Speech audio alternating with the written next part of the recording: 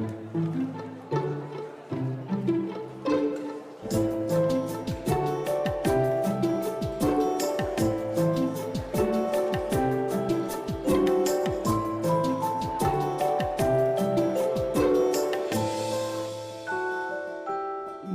et messieurs, bonjour et bienvenue au Mémorial de la Shoah. Nous vous présentons nos meilleurs vœux pour cette nouvelle année qui débute aujourd'hui à l'auditorium du Mémorial avec la conférence inaugurale d'un cycle de rencontres consacré à l'année 1944 dont nous commémorons le 80e anniversaire. Alors comme nous l'avons fait les années précédentes pour 1941, 1942 et 1943, nous allons vous proposer tout au long de cette année 2024 des rendez-vous réguliers sur les grands enjeux et les séquences principales de cette année 1944 qui voit le parachèvement de la solution finale de la question juive. Alors pour inaugurer ce cycle, nous avons le plaisir d'accueillir 4 historiens: Annette Viviorca, Tal Broutmann, Alexandre Doulut et Jean-Marc Dreyfus. Nous leur avons demandé à chacun de produire une dissertation originale sur un aspect particulier de la Shoah afin au final de saisir ce qui se joue lors de cette année. Alors, bien évidemment, la borne chronologique de 1944 est artificielle. Il n'y a pas, au 1er janvier 1944, une césure décisive, essentielle dans l'histoire de la Shoah en France et à l'international, mais c'est comme ça que nous les découpons par année. Donc, bien entendu, nos historiens reviendront sur ce qui s'est joué fin 1943, mais aussi sans doute sur l'année 1945. Donc, Tal Broutmann va dresser un état des lieux des actions et des plans mis en œuvre par les nazis et leurs collaborateurs durant 1944, en combinant ces actions et plans avec l'évolution de la guerre. Alexandre Doulut va resserrer la focale, il va changer d'échelle en nous parlant de la France, qui voit les dernières rafles, dernières arrestations et derniers convois à destination d'Auschwitz-Birkenau. Et nous avons demandé à Annette Viviorca de concentrer son propos sur ce qui se passe du côté des Juifs dans le monde. Et Annette va nous parler de 4 parcours, de 4 événements clés qui se sont déroulés en 1944. Donc je voudrais remercier vivement nos 3 panélistes, car l'exercice n'est pas simple. C'est une histoire évidemment qui est complexe. Ils ont entre 20 et 25 minutes pour développer leurs propos. Comme je le dis, c'est une dissertation originale. Donc merci déjà à tous les 3 d'avoir accepté de faire cet exercice pour le mémorial. Je remercie également Jean-Marc Dreyfus d'avoir accepté d'introduire et de présider cette rencontre. Jean-Marc, je vais vous présenter, car c'est vous, en tant que président de séance, qui présenterez nos panélistes. Donc, vous êtes professeur d'histoire à l'Université de Manchester, au Royaume-Uni. Vous êtes chercheur associé au Centre d'histoire de Sciences Po à Paris et co-directeur de la revue d'histoire de la Shoah. Et vous travaillez sur les aspects économiques de la destruction des Juifs d'Europe, notamment sur les questions de spoliation et de restitution. Et vos recherches actuelles portent sur les procès en restitution d'œuvres d'art en France et en Suisse après la guerre. Jean-Marc, avant de vous passer la parole, je voudrais dire un petit mot sur notre programmation en cours, donc qui débute aujourd'hui, de ce premier trimestre 2024, qui, si vous consultez notre petite brochure ou que vous allez sur le site du Mémorial, vous allez constater que cette programmation est consacrée en grande partie à un cycle de rencontres programmé à l'occasion de l'entrée au Panthéon de Missak Émilie Manouchian en février prochain, et également dans le cadre de la prochaine exposition temporaire du Mémorial de la Shoah, qui ouvrira ses portes le 2 février prochain, sur le rôle joué par les étrangers dans la résistance en France. Alors, ce cycle de rencontres débute donc à ce premier trimestre, et vous trouverez toutes les informations dans notre brochure, mais va se poursuivre tout au long de l'année 2024. Et je vous tiens à vous signaler la publication d'Annette Vieviorka sur le sujet, qui propose aux éditions du Seuil une anatomie de l'affiche rouge. Et Annette Vieviorka sera invitée au mémorial prochainement pour faire une conférence sur l'histoire de cette fameuse affiche rouge. Voilà pour le petit insert sur la suite du programme. Jean-Marc, je vous cède la parole. Julie, merci beaucoup pour cette introduction. C'est un grand plaisir pour moi aujourd'hui de présider cette ambitieuse table ronde sur l'année 1944. Alors, comme Julie l'a précisé, il est difficile d'appréhender la spécificité de l'année 1944 dans la Shoah. Pourquoi? Parce que toutes les bornes chronologiques sont un peu artificielles. Les événements historiques ne se calent pas sur les dates du calendrier, comme on dit, vulgaire. J'ajouterai tout de même que les nazis eux-mêmes étaient très très soucieux du calendrier, et on sait qu'ils ont scandé la persécution des Juifs en Europe en tenant compte de dates qui étaient importantes pour eux, les dates entre guillemets sacrées du calendrier nazi, mais également certaines des grandes actions, certaines des grandes décisions ont été prises en fonction du calendrier juif. C'est assez curieux. Je vous rappelle par exemple les décisions de clôture du ghetto de Varsovie qui ont été faites en 2 temps, au moment de Rosh Hashanah et ensuite de Kippour de cette année.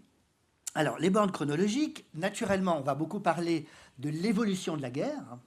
1944, c'est le début de la libération, l'accélération de la libération de l'Europe, après les débarquements dans le sud de l'Europe. Mais c'est une libération qui est très longue. Je vous rappelle, par exemple, que pour la France n'a été complètement libérée qu'en avril 1945, avec les poches alsaciennes, également les poches sur la côte atlantique. Et je préciserai même, cela nous concerne, on en parle beaucoup, que l'île d'Aurigny, Alderney, qui est l'objet de beaucoup d'attention en ce moment, n'a été libérée que le 11 mai 1945.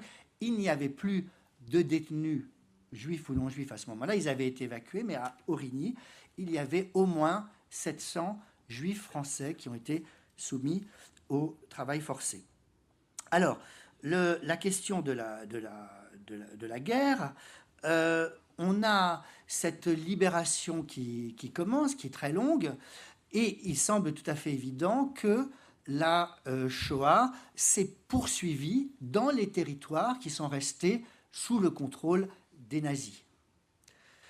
Cela paraît évident. Donc, la libération signifiait la fin de la persécution, en tout cas nazie, et de la mise à mort. C'est un peu plus compliqué, j'imagine qu'on va l'entendre aujourd'hui, puisqu'on s'interroge, les historiens se sont beaucoup interrogés sur la fin de la Shoah. Quand la Shoah se termine-t-elle? Alors, nous, historiens, qui sommes travaillés par la mémoire, par les demandes sociales de la société, on pourrait dire la Shoah, elle ne s'est pas terminée, elle est toujours là, au-dessus de nous, mais il y a des signes qui montrent tout de même une espèce, après l'acmé, après la déportation des Juifs hongrois, donc au printemps et au début de l'été 1944, il y a une certaine décélération. Ce qui ne veut pas dire que les massacres s'arrêtent immédiatement. Alors, je note une date qui m'intéresse, c'est le 22 octobre 1944, Himmler donne l'ordre au commandant des camps de concentration de stopper la crémation. Alors, il ne s'agit pas d'arrêter le gazage, mais de stopper la crémation. Il y a un retour vers des fosses communes. Les corps des concentrationnaires qui meurent ou qui sont tués vont être jetés dans des fosses communes. C'est donc celle de l'année 44 à la fin et celle de la production de cadavres juifs en masse. On a une espèce de retour vers des techniques de disposition des corps qui sont celles du tout début de la Shoah.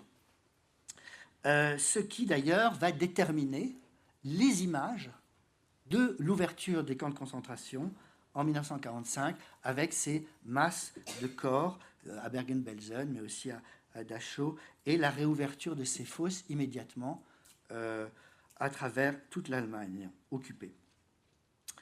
Alors, la raison donnée par Himmler à ce moment-là, ce n'est pas qu'on arrête les massacres de Juifs, mais c'est qu'il faut économiser le combustible. Mais il y a aussi une date, la fin des gazages à Auschwitz.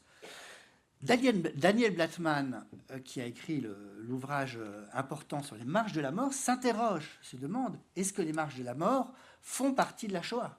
Ou est-ce que c'est une étape, disons, postérieure à la Shoah, puisqu'il n'y a plus de massacres systématiques de ces déportés qui sont évacués vers l'Est ou vers l'Ouest à l'intérieur du Reich? Toutes ces questions, je pense, vont être abordées. Alors, nous allons prendre dans l'ordre. Le premier, si j'ai bien noté, c'est Tal, à ma droite. Alors, j'ai la lourde tâche, vous voyez, cet après-midi ne commence pas de façon facile pour moi. J'ai la lourde tâche de présenter 3 intervenants qu'on ne présente plus, qui sont des gens que vous connaissez très bien. Alors, j'ai décidé non pas de donner leur biographie, mais de donner leur dernière publication. Et je me suis rendu compte que même là, ce n'était pas une tâche facile, tant nos panélistes sont actifs, productifs sur divers fronts. Alors, Tal Brutmann a produit énormément. Je vais citer très rapidement les dernières publications. J'espère que je ne me trompe pas, sinon tu me corrigeras, Tal.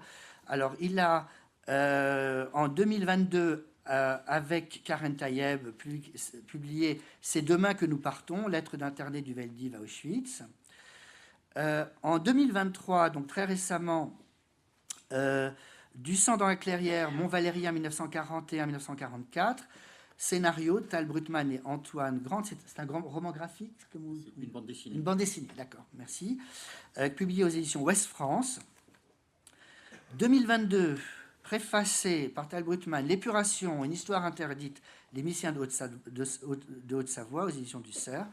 Et surtout, et j'espère que vous l'avez vu passer, sinon il faut absolument aller le lire, Un album d'Auschwitz, comment les nazis ont photographié leurs crimes, donc sur une analyse extraordinairement fine et passionnante de ce qu'on appelle l'album d'Auschwitz, publié au Seuil en 2023.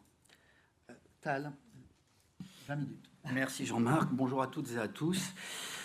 Du coup, il m'échoit la tâche de donner une vue d'ensemble de la Shoah en 1944, et comme ça a été dit à la fois par Julie et par Jean-Marc à l'instant, il faut insister sur une chose, c'est prendre une année totalement arbitraire, ça n'a pas de sens en histoire, et il faut vraiment insister là-dessus, pour une raison très simple, c'est pas un bilan comptable qui commence au 1er janvier, qui est arrêté au 31 décembre, on va à la ligne, on recommence, ce qui peut parfois être le cas quand on regarde un certain nombre d'analyses qui ont trait à la Shoah, et ça a été sous-jacent dans ce que tu disais, Jean-Marc. Et juste pour vous donner 2 exemples en matière d'introduction.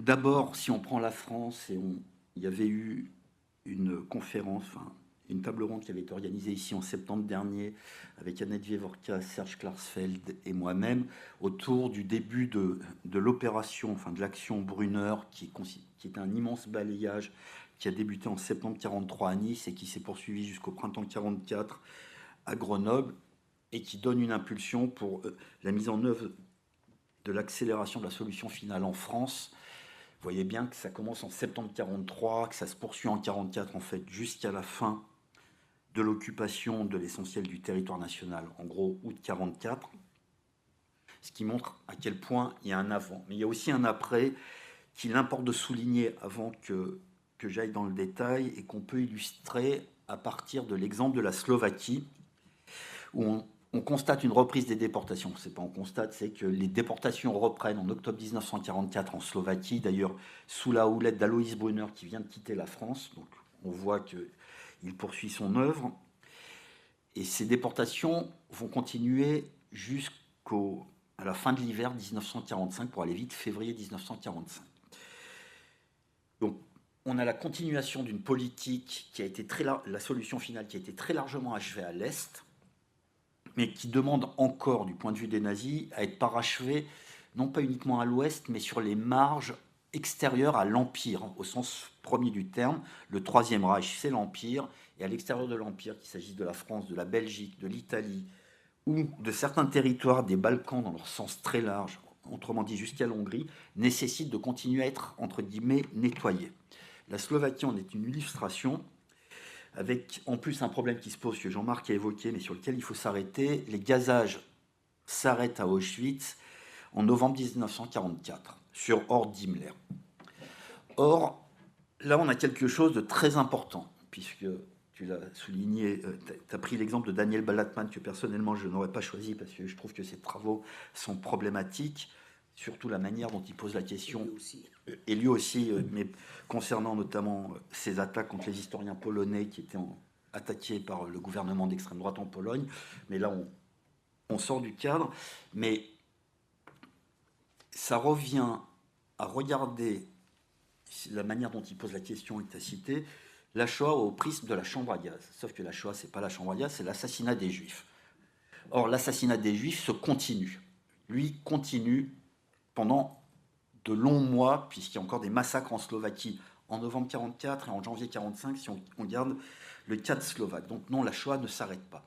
Mais ce qui est intriguant, pour aller vite, puisque je n'ai que plus que 15 minutes, je pense, c'est que on a donc le responsable de la solution finale, l'homme qui la dirige, qui la coordonne, Himmler, qui décide d'arrêter les gazages, autrement dit l'assassinat des Juifs, dans le dernier centre de mise à mort qui existe en novembre 1944.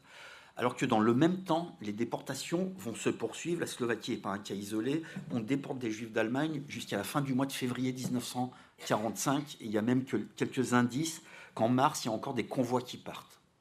Ce qui vous montre que l'idée qu'il faut déplacer les Juifs continue à être mise en œuvre, alors que le dernier lieu consacré à leur assassinat, à Auschwitz, n'est plus consacré à leur assassinat. Et on envoie à partir de fin 1944 les Juifs de Slovaquie ou d'Allemagne vers Theresienstadt, vers Buchenwald, vers Ravensbrück, etc., etc. Donc il y a des chevauchements de logique qui peuvent nous échapper a priori, mais on voit que la volonté de continuer à avoir les Juifs sous la main du régime nazi, un contrôle absolu, se perpétue et que les assassinats se perpétuent. Donc évidemment, comme tu l'as toi-même dit, la Shoah ne s'arrête pas quand Himmler décide d'arrêter les gazages à Auschwitz, et on pourrait le remettre dans un cadre beaucoup plus large.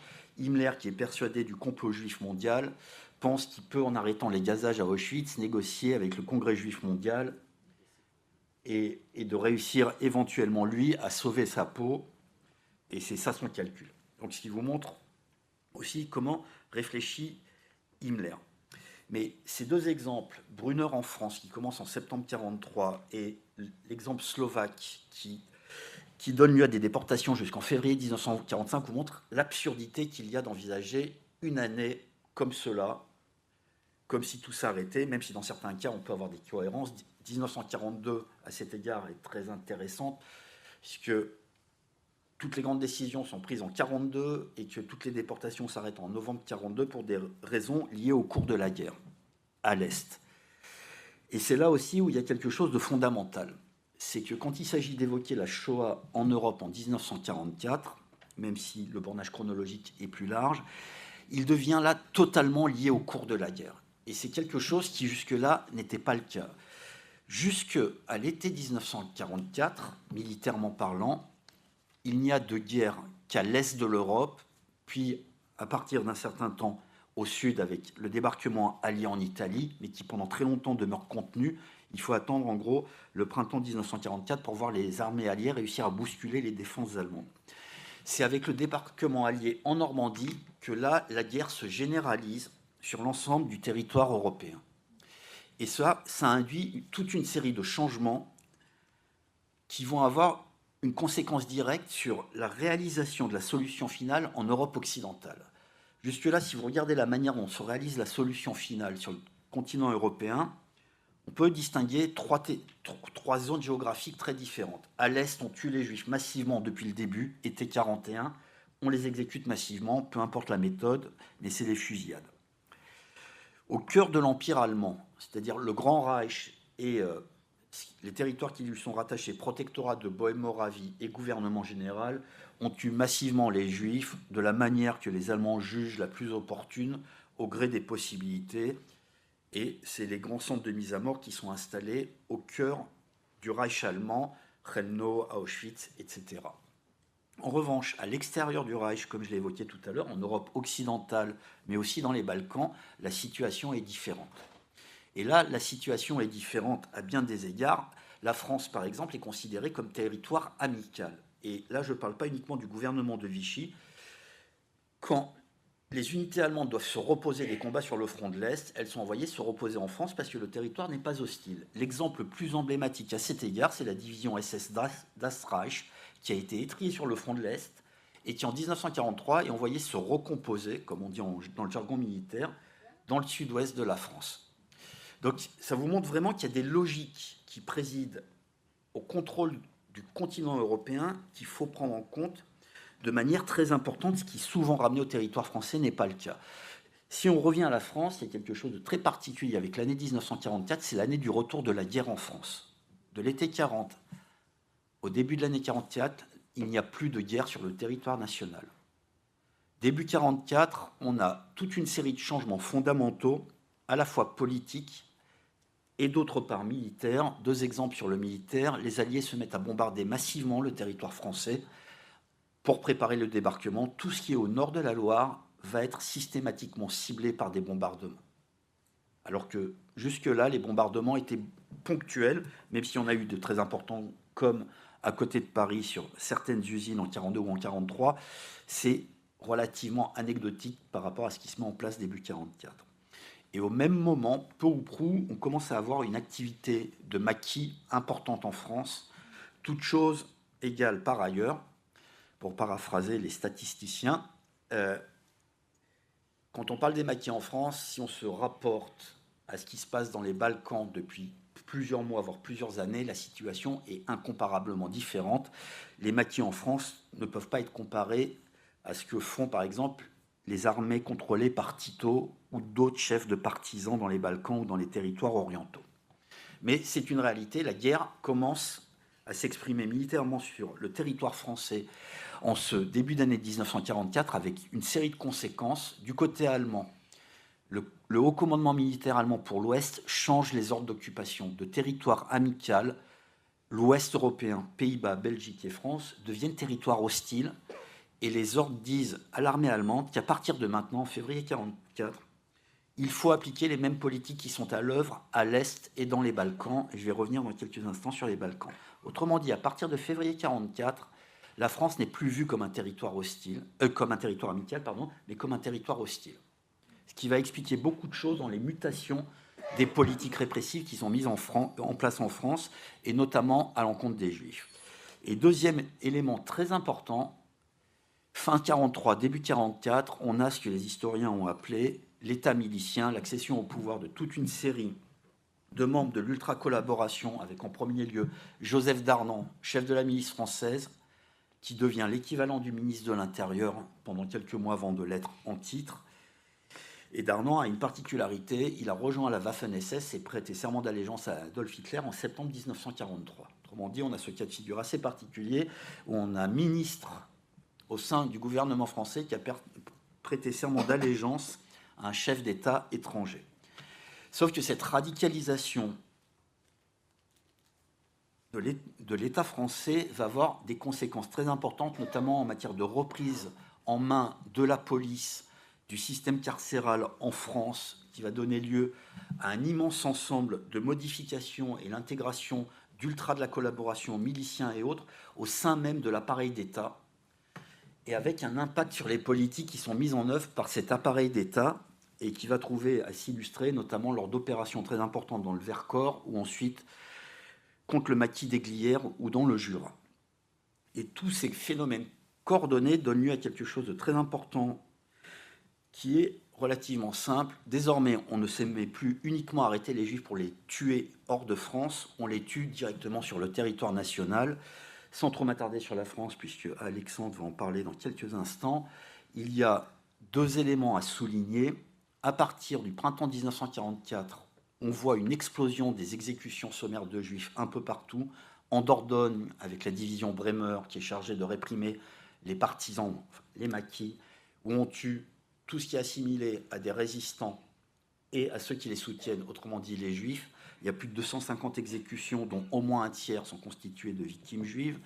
Même chose dans le Jura, même chose dans les Alpes, au sens large, Vercors, puis Savoie, Haute-Savoie, et ensuite Isère et Hautes-Alpes. Donc on a une généralisation des exécutions sommaires sur fond de guerre contre les maquis, pratiquée à la fois par les Allemands et les ultras de la collaboration. Et c'est là où il y a quelque chose de très intéressant, pour prendre l'exemple d'une petite ville à côté de Grenoble, Voiron, où en mars 1944, un chef de la milice est abattu par la résistance. La milice française, sans aucune instruction allemande, comme ça sera le cas avec Paul Touvier à Rieux-la-Pape quelques mois plus tard, arrête 7 juifs à Voiron et les exécute sommairement. Les Allemands n'ont rien à voir là. Et ça montre simplement une chose que énormément d'historiens n'ont pas voulu voir pendant très longtemps, et qu'on pourrait appeler le syndrome Lacombe-Lucien. L'idée que les gens qui se rangent du côté allemand n'ont pas d'idéologie, c'est uniquement des gens qui sont là par opportunité pour piller les juifs et rien d'autre. Ce qui confine à quelque chose d'assez intéressant, puisque de tous les pays d'Europe, on a des nazis en Belgique avec le mouvement Rexiste, par exemple, on a des nazis en Allemagne avec les nazis, en Autriche, évidemment, en Hongrie, en Roumanie, on ne va pas tous les faire, il y a des nazis partout en Europe qui sont reconnus par tout le monde comme étant nazis, et que la France, où les collaborateurs ne seraient pas des gens idéologiquement convaincus sur la même ligne que les autres, mais juste des repris de justice qui s'adonneraient à la persécution des juifs pour leur prendre leur argent. Ce qui renvoie aussi à une vieille représentation antisémite, puisqu'il serait donc normal que les juifs aient de l'argent. Mais ce point-là est fondamental. Ceux qui vont jouer un rôle essentiel dans la traque des juifs en France, mais pas uniquement en 1944, ce sont les ultra-collaborateurs qui viennent pallier l'absence totale de main-d'œuvre du côté allemand. C'est la même chose en Italie avec la République de Salo, où on a là les néo-fascistes, entre guillemets, qui eux aussi se lancent dans la traque des Juifs. Et on a la même chose dans les Balkans à partir de septembre 1943, donc au moment où naît la République de Salo, qui constitue un angle mort qui commence juste à être étudié, notamment par les historiens allemands, et qui dit énormément de choses. À partir de septembre 1943, une immense opération de pacification va être déclenchée sur ordre d'Heinrich Himmler contre les Balkans. La base d'opération va être fixée à côté de Trieste, à San Saba, la Riziera di San Saba, où un camp est installé. Et l'idée, c'est de pacifier, au sens militaire et même nazi du terme, l'ensemble des Balkans, les territoires yougoslaves et la Grèce, où les mouvements de partisans sont très importants. Et pour ce faire, Himmler va rassembler tout un ensemble de commandants de camps de concentration et de responsables de centres de mise à mort qui ont carte blanche pour nettoyer, entre guillemets, ces territoires. Ce qui va déclencher une immense opération de nettoyage ethnique. Et à l'assassinat, la traque des Juifs et leur assassinat va venir s'adjoindre le nettoyage ethnique d'autres populations, notamment contre les groupes nationaux slovènes, croates, ceux qui sont opposés aux Oustachas croates également, ou serbes. Donc on a des choses qui se mettent en place et qui jusqu'à aujourd'hui demeurent mal connues. Et puis très rapidement, vu qu'il doit me rester 5 minutes, donc c'est largement assez pour évoquer le dernier aspect, même si je n'ai pas le temps de rentrer en détail, demeure la dernière grande opération de la solution finale, en l'occurrence que tu as mentionné, qui est la déportation des Juifs de Hongrie. Déportation des Juifs de Hongrie qui va très largement marquer nos représentations de la Shoah. C'est pas moi qui le dis, c'est Annette Vievorka qui l'a souligné dans son ouvrage publié en 2005 qui s'appelle Auschwitz, 60 ans après. La déportation des Juifs de Hongrie, pour l'impact qu'elle a eu sur le fonctionnement du site d'Auschwitz, sur la manière dont le site d'Auschwitz a été modelé pour répondre à cette déportation, mais aussi parce qu'il y a une chose qui nous est parvenue, en l'occurrence l'album d'Auschwitz, au sujet duquel un excellent ouvrage a été publié en France l'année dernière, aux éditions du Seuil.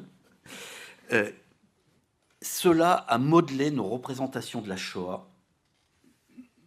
Et pourtant, cette opération, il faut en souligner tout un ensemble d'enjeux. D'abord, l'opération de déportation des Juifs de Hongrie va avoir 2 noms, il faut les rappeler, être appelée Opération Eichmann, puisqu'elle est confiée à Adolf Eichmann, qui se rend en Hongrie avec l'ensemble de son service, à peu de choses près, 300 hommes mobilisés pour l'occasion, un immense plan de déportation qui n'a jamais été aussi bien planifié que ce qui se passe en Hongrie. En 3 mois, l'ensemble des 630 000 juifs de Hongrie doivent être déportés.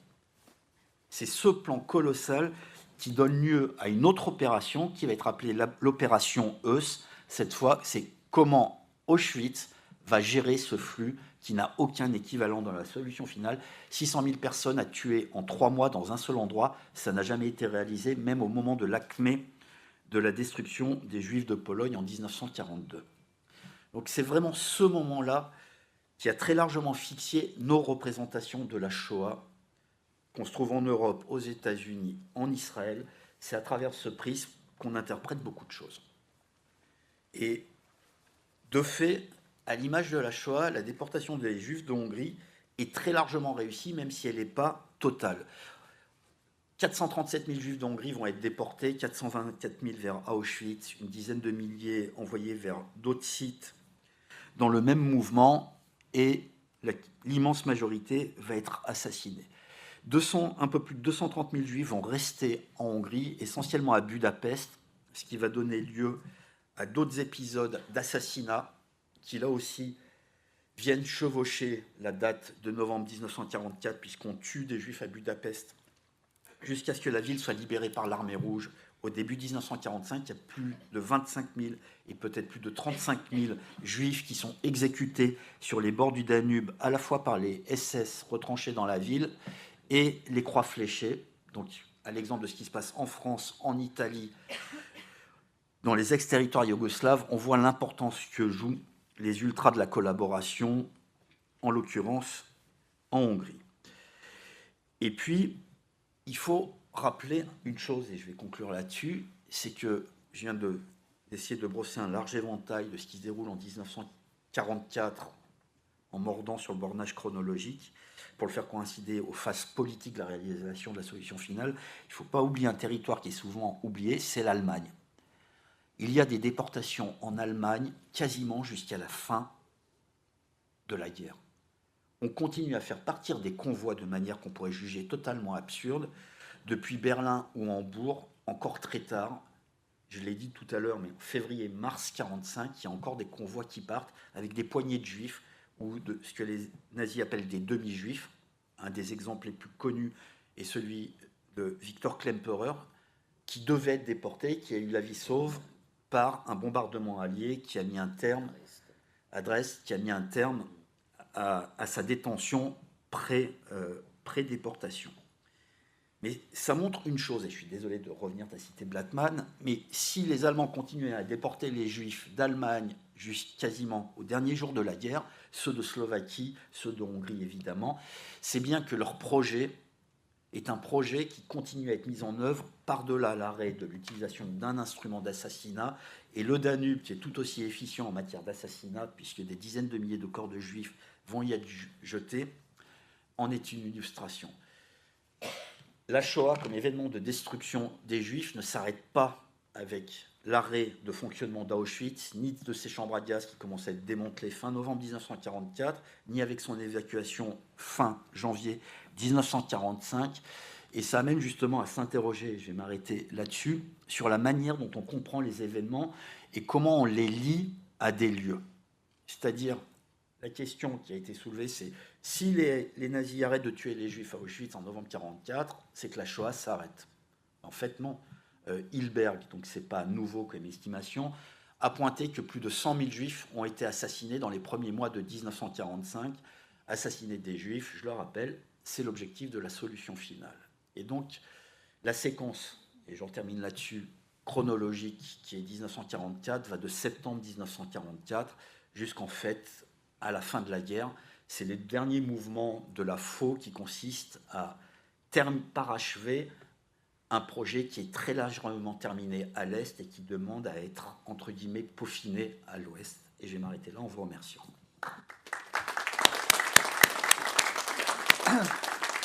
Merci Tal pour cette brillante présentation. J'admire la façon dont tu passes que tu changes d'échelle, hein, on va beaucoup parler de changement d'échelle. Pour aller dans ton sens, je me rappelle avoir lu dans l'ouvrage de Mark Roseman, alors on a le droit de citer Mark Roseman, l'exemple, tu vas... On peut citer qui on veut. Ah, non, l'exemple de ce juif qui se cache depuis toute la guerre, qui est à Essen, dans la Ruhr, et la veille de l'entrée des Américains dans Essen, il est pris et il est fusillé. Dans les ruines de la ville, est déjà en ruine et fusillé. Donc on a une continuité jusqu'au dernier jour des assassinats. Alors, la présentation suivante va être donnée par mon voisin de gauche, donc Alexandre Doulu, qui a soutenu une thèse de doctorat en histoire sous la direction de Denis Péchanski en 2021. Une thèse qui s'appelle « La déportation des Juifs de France, changement d'échelle ». Et j'ai le plaisir d'annoncer, on peut l'annoncer, que ça va être publié en 2024, pardon, 2025, aux éditions du CNRS. Donc ça, nous attendons ce volume avec impatience. Je voudrais également, dans la longue liste de publications, citer le mémorial des 3943 rescapés juifs de France, avec Sandrine Labo et Serge Klarsfeld, un ouvrage très important sur les quelques déportés de France qui sont revenus. Alexandre, s'il te plaît. Je te remercie, Jean-Marc. Merci aussi à Julie Mec de m'avoir invité. Je suis très sensible à ton invitation.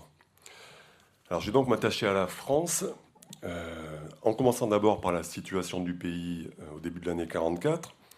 Bon, vous le savez, à cette date, la France est un pays qui est totalement occupé par les Allemands, et non plus seulement en partie par les Italiens, depuis septembre 1943. Alors, la particularité, c'est que le découpage administratif du pays... Enzo, si tu peux me l'envoyer sur l'écran, je te prie. C'est pas très grave. La France reste découpée en préfectures régionales, et ce découpage a été dupliqué par les Allemands pour leur propre administration militaire policière.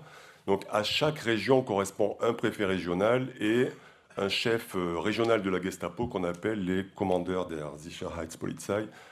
J'emploierai le terme KDS si vous voulez bien. Dans la suite. Alors, il y a quand même 3 départements qui échappent à ce découpage. Je ne sais pas si ce sera bien clair là.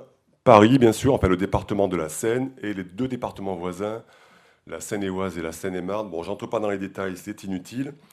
Mais ce découpage, il a son importance pendant toute la période, et particulièrement sans doute en 1944. En gros, Paris, surtout, c'est le plus important, a un statut à part au sein de la zone occupée. En ce qui concerne la Shoah et en ce qui concerne la répression policière en général.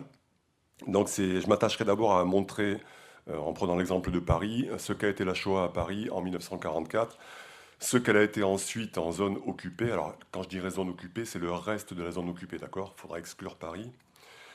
Et je m'attacherai en troisième partie au reste de la France, c'est-à-dire l'ex-zone sud et l'ex-zone italienne. Alors, dans la chronologie de l'État français, l'année 44, tu me diras quand je dépasse, parce que je n'ai pas déclenché mon... Ouais, tu me diras 5 minutes avant la fin. Elle est marquée par une incontestable radicalisation collaborationniste, puisque Bousquet, le chef de la police, a été remplacé à la fin décembre par Joseph Darnan, le chef de la milice, à la tête de la police, qui a aussi en main l'administration pénitentiaire, tel tu l'as déjà rappelé. Philippe Henriot, nommé dans la foulée le 6 janvier secrétaire d'État à l'information et à la propagande. Et cette immixtion de la milice dans l'appareil d'État, elle est aussi concomitante de quelque chose qu'on oublie souvent, c'est que dès lors, la milice est autorisée aussi en zone occupée. Enfin, dans l'ex-zone occupée, je vais dire en zone nord. Cette dérive collaborationniste, elle se confirme 2 mois plus tard avec l'arrivée de Marcel Déat au ministère du Travail. Alors, les rapports franco-allemands dans la persécution des Juifs. Ils ont connu un brusque changement en août 1943. Les accords Bousquet-Auberg ne valent plus rien aux yeux des SS, suite au refus du gouvernement français de dénaturaliser l'ensemble des Juifs naturalisés français. Du coup, les Juifs français peuvent donc être dorénavant arrêtés sans raison par la Gestapo ou les feldgendarmes et sans en rendre compte aux autorités allemandes. La situation des Juifs maintenant au début de l'année 1944, bon là c'est un peu artificiel, mais je vais quand même vous donner quelques chiffres. 59 000 sont déjà déportés, 42 plus 43. Du coup, environ 200 000 Juifs habitent encore en France, puisque autour de 10 000 sont partis en Suisse ou en Espagne. Et bien sûr, il y a eu 1 millier de Juifs environ qui sont morts dans les camps d'internement et plusieurs centaines qui ont été fusillés. Avec la disparition de la zone d'occupation italienne, il n'y a plus de zone de refuge pour les Juifs de France. Il est donc impossible de dire combien de Juifs vivent cachés sous une fausse identité dans des localités supposées sûres. Malheureusement, c'est impossible à chiffrer, bien sûr. Et il est tout aussi difficile de savoir combien de Juifs vivent encore ouvertement dans leur domicile de 1940. C'est particulièrement vrai à Paris, c'est une réalité. Des milliers de Juifs vivent encore chez eux, sont déclarés, pointent quelquefois à la préfecture de police. Mais c'est pareil, c'est que c'est un chiffre qu'on ne peut pas donner, il n'existe pas. La seule certitude, c'est que parmi ces derniers figurent beaucoup d'étrangers. Alors la question pour l'année 1944 en France, du coup, c'est de savoir si le virage collaborationniste de janvier 1944, il a eu un impact sur l'histoire de la Shoah dans le pays. C'est une chose auquel on s'attend, et vous verrez que ce n'est pas si sûr que ça, et surtout... le gros problème, c'est qu'il est extrêmement dur d'avoir un avis très tranché sur l'ensemble du territoire. Vous verrez que la réponse n'est pas la même selon l'endroit que l'on étudie. Alors, je vais commencer par Paris. Donc, à Paris, il y a eu... Alors, je vais vous donner quelques chiffres. Julie m'avait dit surtout pas trop de dates, pas trop de chiffres. Mais malheureusement, c'est bien d'en avoir quand même pour recentrer un peu tout ce que je vais vous dire, et il y a des chiffres qui des fois peuvent surprendre. Alors à Paris, c'est une année 1944 où finalement il y a plutôt moins de déportations qu'avant. Il y a eu 4000 déportés à Paris. Alors quand je dis Paris, c'est le département de la Seine, donc Paris plus proche banlieue.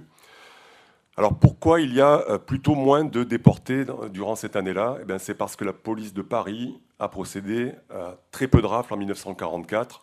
Et d'ailleurs, après le 4 février, jusqu'à la libération, il n'y a plus de rafles de Juifs par la police parisienne.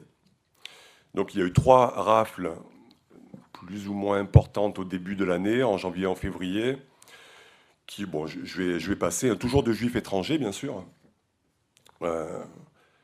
qui ont occasionné environ l'internement de 1150 personnes et la déportation de 900 d'entre elles.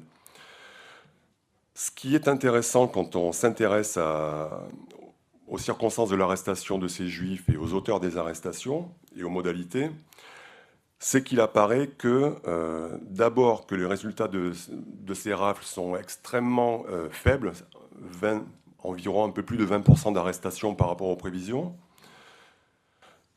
L'autre chose, c'est que les Juifs raflés par la police de Paris, donc à cette période, 1944, ne représente que 22% du total des déportés de Paris. Si on prend les mêmes chiffres pour 1942, c'est l'exact inverse, enfin quasiment. 85% des Juifs déportés de Paris en 1942, ce sont des Juifs qui ont été raflés. Du coup, comment ont été arrêtés les autres ? Ce sont des arrestations individuelles, puisque là, la police de Paris continue son travail quotidien de contrôle dans les rues, de contrôle quelquefois même dans les locaux de la préfecture de police. Les Juifs qui ne respectent pas les ordonnances allemandes sont arrêtés par la police française. Donc les arrestations continuent, vaille que vaille, tous les jours. 10, 20 Juifs sont consignés au dépôt, envoyés à Drancy, puis déportés. Il y a relativement peu d'arrestations allemandes. Bon, bien sûr, on connaît tous les rafles de l'été 1944 de Brunner dans les foyers d'enfants du Juif. Alors, très difficile à chiffrer les rafles allemandes, puisqu'il n'y a pas d'archives. Donc, on est obligé de faire la soustraction de tous ceux qui n'ont pas été arrêtés par la police française. On arrive à peu près à 1000 déportés arrêtés par les Allemands.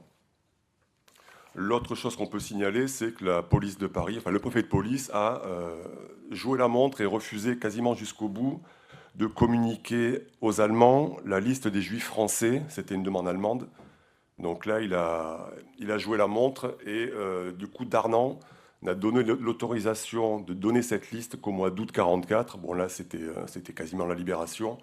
Donc, heureusement, la Gestapo à Paris n'a jamais eu, à cette période, en main la liste des Juifs français, sans quoi peut-être que l'histoire aurait été beaucoup plus tragique à Paris. Alors, ce n'est pas ce qui s'est passé dans le reste de la zone occupée, justement.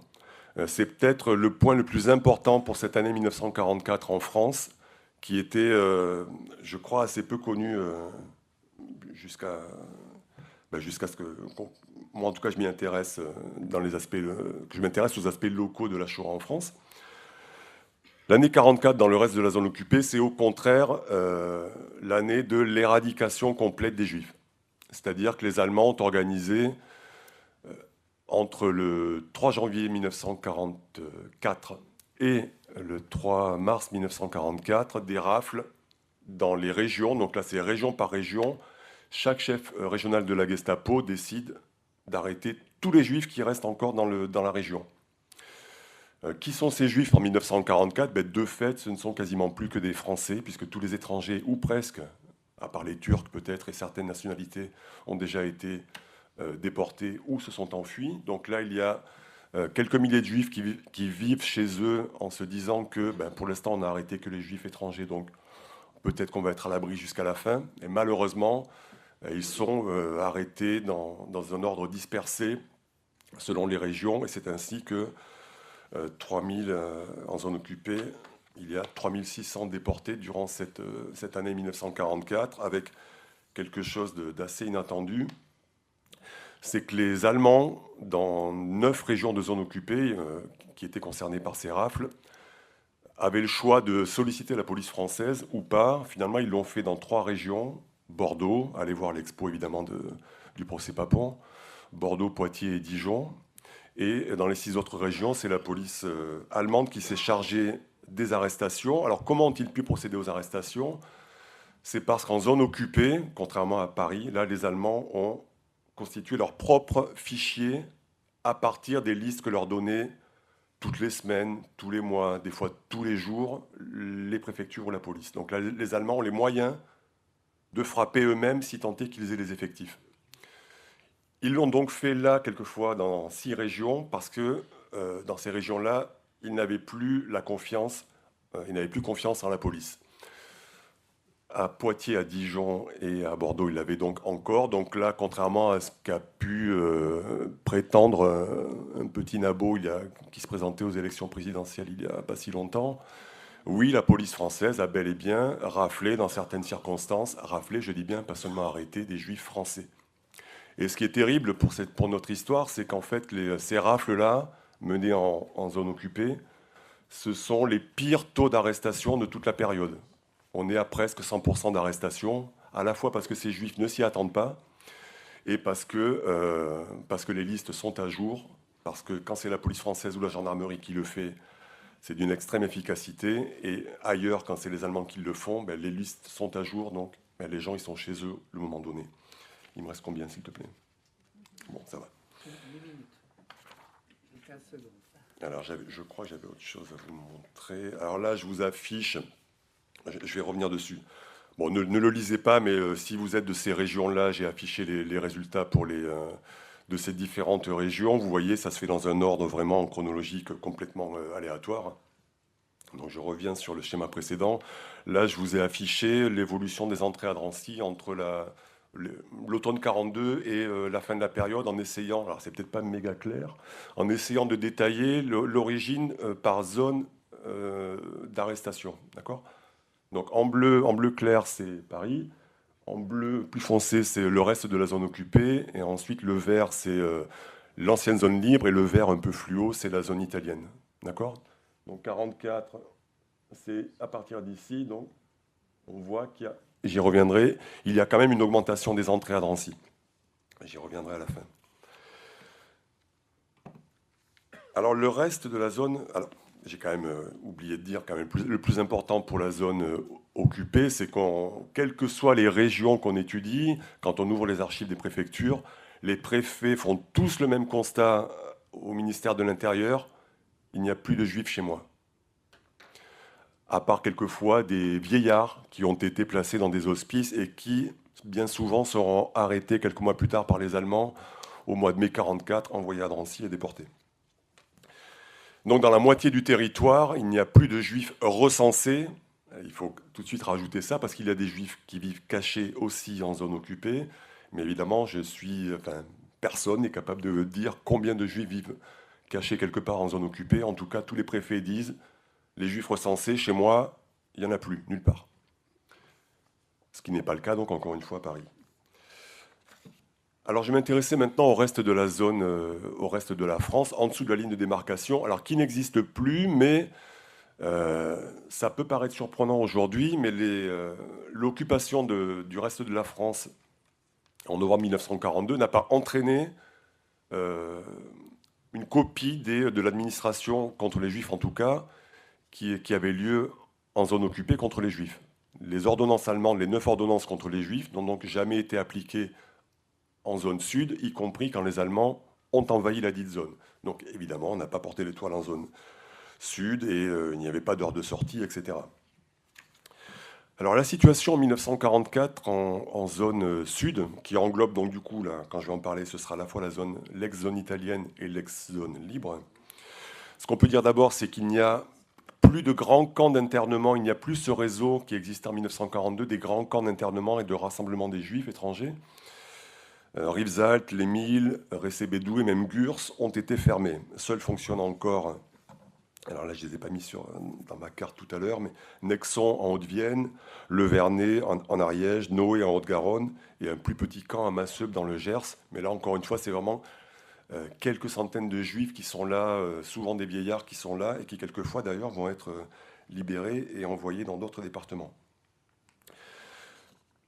Il y a également environ 200 hommes juifs qui ont été arrêtés lors d'une rafle qui a donné peu de résultats au mois de septembre 1943 dans la zone sud, qui ont été envoyés à l'organisation TOT à Miramas, au camp de Malaval, qui sont donc affectés à des travaux, à des chantiers de construction militaire et qui seront raflés au printemps 1944, donc bien après leur arrestation. Je vais en reparler. Ce qu'on constate de la part de la police française dans cette ancienne zone sud, c'est qu'il n'y a plus d'arrestations, plus de rafles de Juifs par la police française. Et déjà depuis un certain temps, depuis justement cette rafle de septembre 1943. Alors une tentative a quand même eu lieu de la part de Joseph Darnan. Au printemps 1944, il avait prévu de faire arrêter dans les régions de Toulouse, Montpellier et Limoges les Espagnols rouges et les Juifs de sexe masculin. Alors cette rafle, elle est peu connue parce que finalement elle n'a pas eu lieu, enfin Serge Klarsfeld en a quand même bien parlé. Elle n'a pas eu lieu, surtout parce que il y a eu les préfets ont fait traîner l'organisation de la rafle et l'ont fait tellement traîner que la date de la rafle qui devait avoir lieu fin mai a finalement été reportée à la deuxième semaine du mois de juin et vraisemblablement le débarquement le 6 juin a tué dans l'œuf cette rafle qui aurait pu faire énormément de dégâts évidemment dans les Juifs de zone libre parce que les Juifs français aussi étaient ciblés. Alors ce qui s'est passé, c'est que tous les préfets régionaux quasiment ont dit « nous on n'arrêtera pas les Juifs français ». Donc il faudra demander aux Allemands qu'ils les arrêtent. Nous on veut bien continuer à arrêter les Juifs étrangers comme on l'a fait en 1942 et en 1943. Pour les Juifs étrangers, pour les Juifs français, débrouillez-vous. L'autre chose, c'est que les préfets ont été sommés par les Allemands de livrer à leur Gestapo local les listes de Juifs étrangers ou français surtout. Et là encore, les préfets ont joué, c'est assez curieux, mais les préfets ont joué la montre, alors quelquefois avec une certaine mauvaise foi, peut-être quelquefois parce que c'était vrai, en disant, finalement, nous n'avons pas, et Tal l'a étudié ça au bureau des affaires juives, en 1944, on n'a pas les listes des Juifs qui habitent chez nous. Les recensements qui ont été faits en juillet 1941, ils ont consisté à dresser la liste des Juifs étrangers ou pas chez nous, mais les fiches ont été envoyées, sauf dans quelques départements, dont l'Isère, je crois, ont été envoyées à Vichy. Elles n'avaient pas vocation à être gardées dans les préfectures. Du coup, les préfets ont pu dire, sans trop être tenus en suspicion, ont pu dire en 1944, on n'a plus de liste de juifs français étrangers. Du coup, Darnan a trouvé la parade, ben, vous allez nous concocter, avec le fichier des consommateurs juifs, vous allez nous refaire une liste de juifs, en gros tous les juifs qui habitent encore ici et qui viennent faire renouveler leur carte d'alimentation. Là par contre, vous pouvez dresser une liste, mais encore une fois, la date fait que cette rafle n'a pas eu lieu. Alors dans l'ensemble, c'est ça qui est un peu contre-intuitif, c'est que l'entrée en liste de Darnan à un poste vraiment stratégique ne marque ni une augmentation des arrestations par la police française, je précise bien sûr, ni une mobilisation immédiate des préfectures contre les Juifs.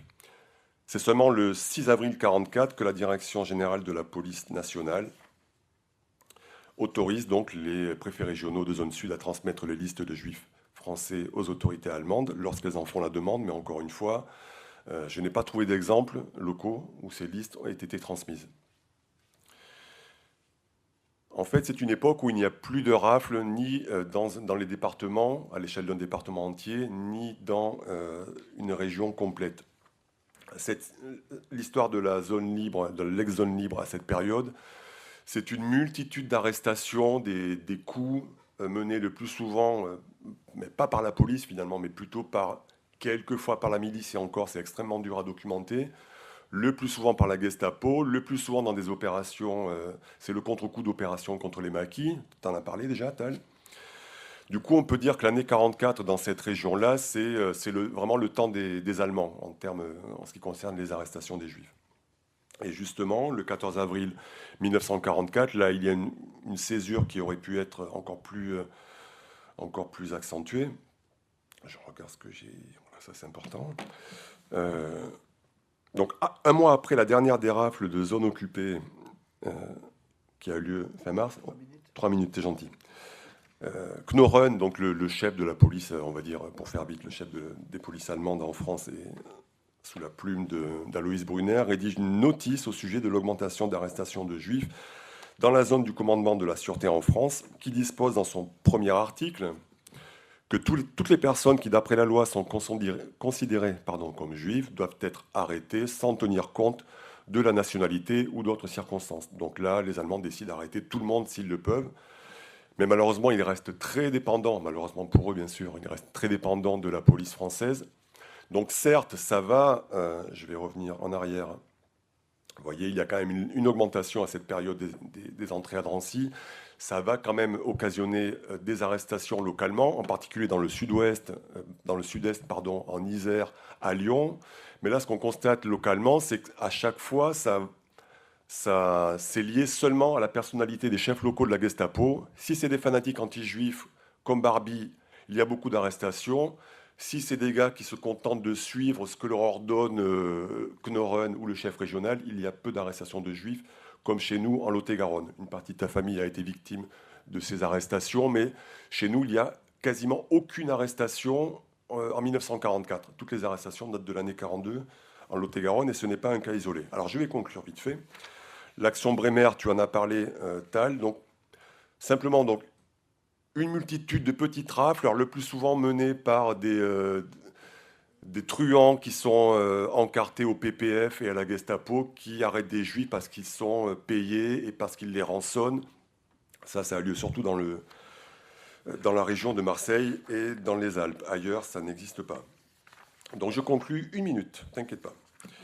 Il y a donc eu, je reviens au dernier truc, 15 000 déportés en 1944, contre 11 000 pour la même période, janvier-août en 1943. Donc oui, on peut considérer qu'il y a eu, si on fait la moyenne mensuelle, on passe de 1900 déportés, de 1400 déportés en 1943 par mois à 1900 par mois entre janvier et août 1944. Donc oui, il y a eu des arrestations, mais encore une fois, il faut vraiment entrer dans le détail de la géographie pour ne pas faire de confusion. Certes, il y a eu une radicalisation, mais justement, l'arrivée de Darnan au pouvoir, finalement, elle n'a pas d'impact, n'a pas de véritable impact sur ces chiffres, parce que les arrestations, ce sont surtout les Allemands qui les ont provoquées. Les polices françaises, durant cette période, sont plutôt à l'arrière-plan, ce qui n'était évidemment pas le cas ni en 1942 ni en 1943. Je vous remercie.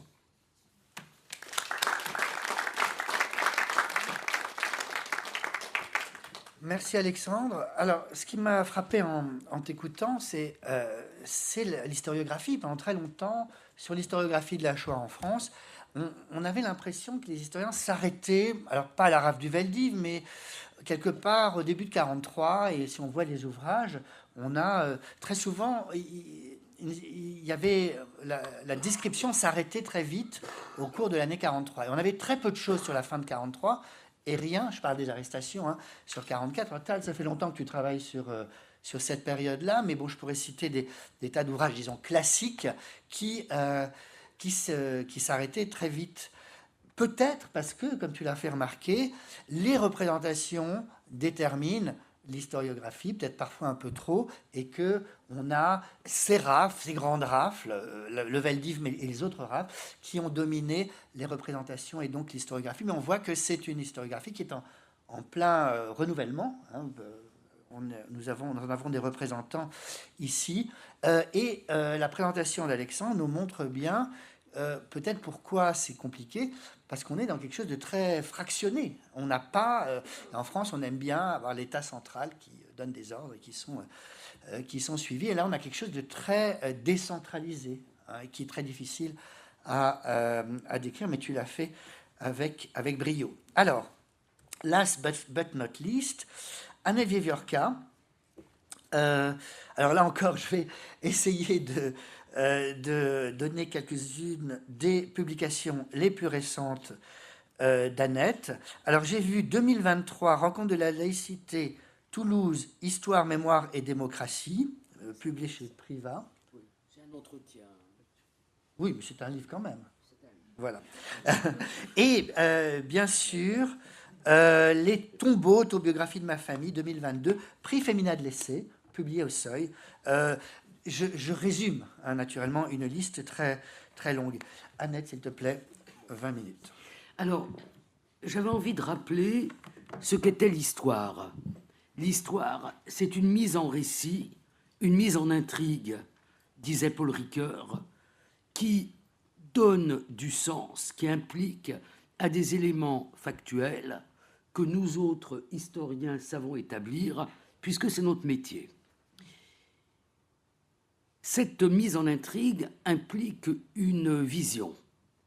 Par exemple, quand j'étais jeune, il y a quelques dizaines d'années, il y avait un seul ouvrage sur la Seconde Guerre mondiale, un ouvrage global. C'était l'ouvrage d'Henri Michel. Et dans l'ouvrage d'Henri Michel, la Shoah, qu'on n'appelait pas ainsi, puisqu'elle n'avait pas de nom à l'époque, n'était même pas un détail de l'histoire, elle n'y était pas. Si on prend une autre narration, qui est celle du procès Eichmann, on a, au contraire, une narration qui ne concerne que la persécution des Juifs, et la Seconde Guerre mondiale est totalement absente. Alors aujourd'hui, on peut dire que les deux historiographies sont nouées, et c'est l'exemple du livre de mon jeune frère, Olivier, son histoire de la Seconde Guerre mondiale. Alors j'ai beaucoup réfléchi à la possibilité de mettre l'année 1944 en intrigue, d'en faire un récit. Et ça m'a vraiment beaucoup torturé pendant des semaines et des semaines, après que Julie Meick, que je remercie, m'ait fait la proposition d'en parler. Et le résultat de mes cogitations, c'est que c'est pas possible, ça a été dit par tous les intervenants, car cette année est trop fragmentée, il n'y a strictement rien qui fait une véritable unité. Alors j'ai assumé cette fragmentation et j'ai choisi de faire 4 focus sur 4 dates, 4 histoires. La première, et en vous écoutant, j'ai regretté de ne pas avoir pris janvier 1944. Et si j'avais dû prendre janvier 1944, j'aurais pris l'arrestation à Nice de la famille Jacob, donc de la famille de Simone Veil. Mais je ne l'ai pas prise. La première, c'est bien évidemment le procès des 23 FTP MOI et l'exécution le 21 février de 22 d'entre eux dans la clairière du Mont-Valérien. Le second événement, avril 1944, on se déplace, c'est l'évasion d'Auschwitz de 2 Slovaques, Vra et Wetzel. Le troisième, c'est l'arrivée de Vassili Grossman en juillet 1944 à Treblinka. Treblinka qui a été, entre guillemets, libéré, mais le camp est vide et le texte que Vassili Grossman écrit à Treblinka. Et le dernier, c'est l'arrivée, encore une arrivée, du journaliste juif américain Meyer Levin à Paris, et la description qu'il fait des fêtes de Tishri, Rosh Hashanah, Kippour, dans le Paris de 1944. Alors, tout d'abord, l'arrestation des 23, auquel j'ai consacré un petit libelle. Alors, ce n'est pas un livre, hein, il faut être modeste, c'est une brochure, 4,90 € au seuil, et qui paraît le 2 février. Et ce qui m'a intrigué, ça a été cet objet, l'affiche, sur lequel personne ne s'est jamais penché. Comment on fabrique cette affiche? Alors, la fabrication de l'affiche, elle est faite par la propagande nazie, par les services de Goebbels. Et le choix des 10 qui sont sur l'affiche est tout à fait explicité par le tract qui l'accompagne. Je vous cite le tract. Si des Français, voici la preuve, si des Français pillent, volent, sabotent et tuent, ce sont toujours des étrangers qui les commandent, ce sont toujours des Juifs qui les inspirent. C'est l'armée du crime contre la France. Donc, sur l'affiche, 7 Juifs, 5. Il y en a un qui m'intéresse beaucoup, c'est Robert Witschitz. Nom difficile à prononcer. Manouchian, c'est facile. Mais Witschitz, c'est difficile à prononcer. Pourquoi? Parce qu'il n'est pas étranger, il est français. Il est né à Abscon dans le Nord. Donc, à l'époque, il y avait la loi du sol. Hein. Donc, il est français. Et qui plus est, selon la loi juive, selon la RA, il ne l'est pas, puisque sa mère est française de souche. Et d'ailleurs, le cas de Witschitz montre que, pour les nazis, la nationalité est très secondaire, car il y a 2 versions de l'affiche, ce qui a échappé à tout le monde. La première version, c'est l'affiche elle-même. La deuxième, c'est l'affiche qui est sur le tract. Witschitz, sur l'affiche, l'affiche collée sur le mur, il est juif polonais. Mais sur le tract, il devient juif hongrois. Vous pouvez vous amuser à aller regarder les différentes moutures de l'affiche sur Internet. Il y a quelques différences. On peut jouer au jeu des 7 erreurs avec les affiches. Donc ça veut dire que pour les nazis, la nationalité, ça ne les intéresse pas. Et en écoutant Tal, m'est venue une idée, qui ne sera pas dans le libelle parce que je ne l'ai pas eu avant, c'est que finalement, ce choix de mettre 7 juifs sur l'affiche et 12 parmi les fusillés, c'est exactement le même choix que Voiron ou que Rieux-la-Pape, dont Tal a parlé tout à l'heure. Première étape. Deuxième étape, la célébration de ces fusillés. C'est une célébration qui est faite par les communistes et ils font de l'affiche quelque chose de Judenrein. Il n'y a plus de juifs, il n'y a plus que des étrangers.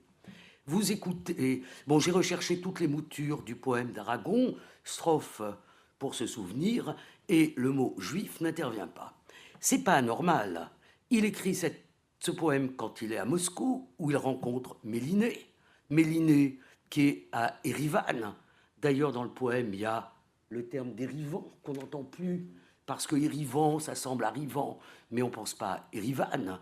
Et ça vient tout de suite après le complot des blouses blanches et le procès de Rudolf Sansky, d'Arthur London, où on a cette invention géniale qui est qu'on ne va pas fusiller 11 juifs sur les 14, mais 11 sionistes. C'est l'invention Sansky de sioniste à la place de juif. Donc c'est très important. Donc à partir de ce moment-là, l'affiche devient une affiche qui concerne les étrangers. Il n'y a plus de juifs. 1959, cette affiche, elle n'a pas de nom. 1959, Léo Ferré compose la chanson et la nomme. Lanzmann disait qu'en faisant Shoah, il avait fait un acte de nomination radicale. Eh bien, Léo Ferré a fait un acte de nomination radicale.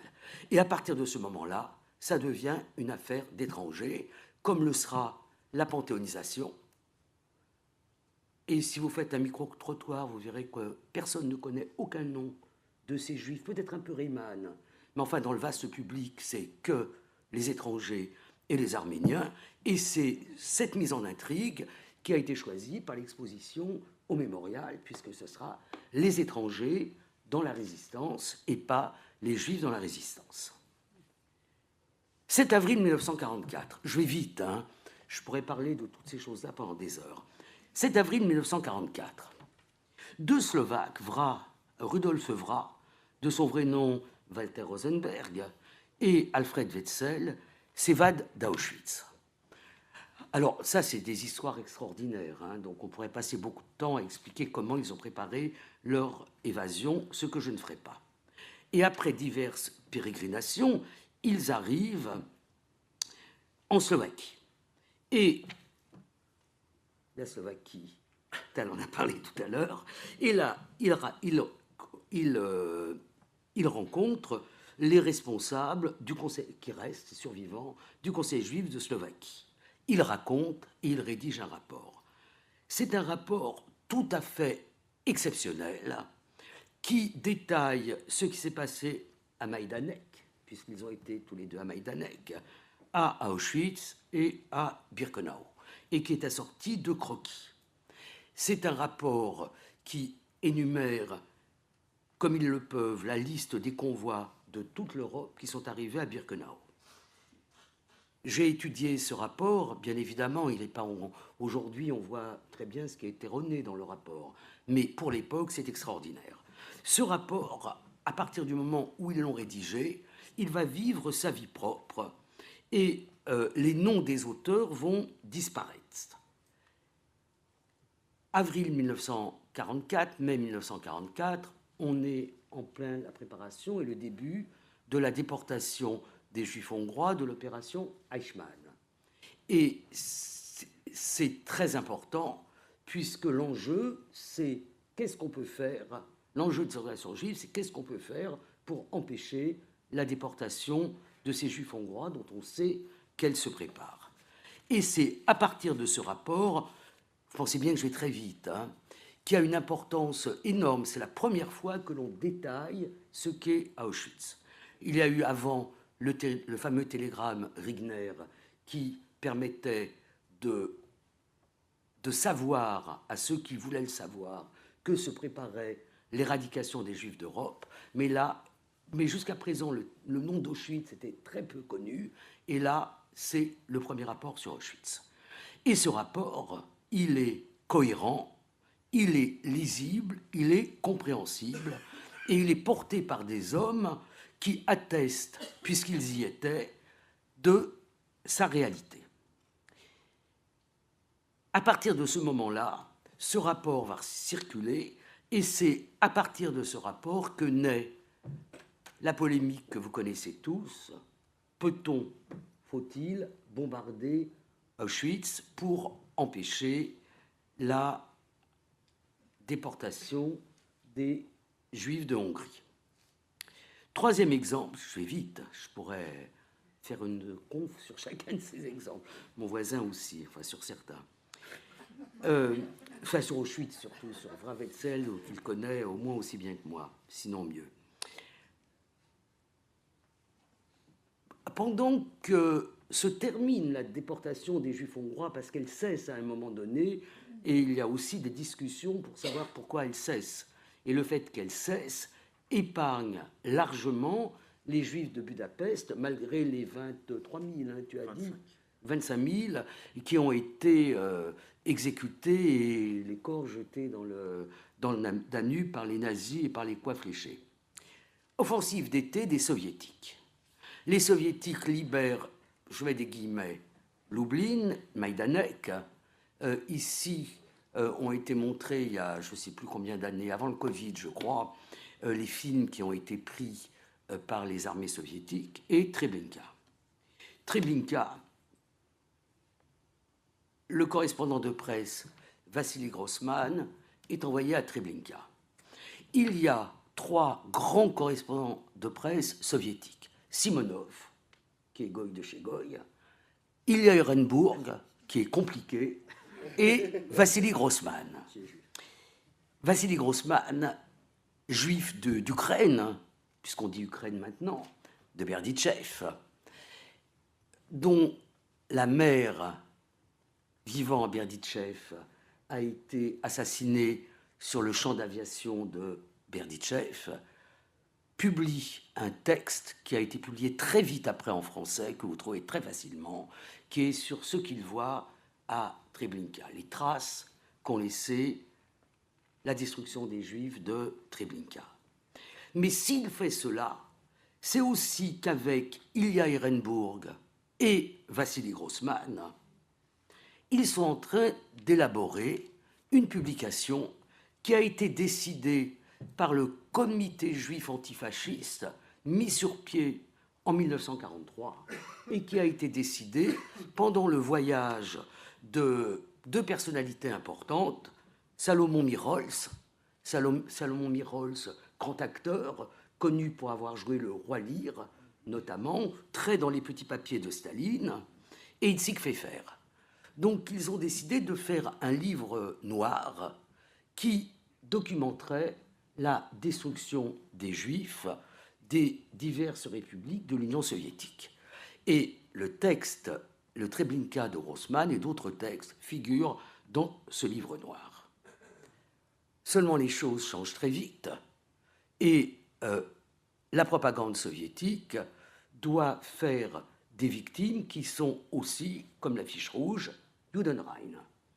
Et l'histoire de ce livre noir qui est bien documenté aujourd'hui, c'est que les gens ne l'ont pas, enfin, il n'a pas pu être publié. Non seulement il n'a pas publié, mais Staline fait discrètement écraser par une voiture, par un camion, Salomon Mirols dans les rues de Minsk.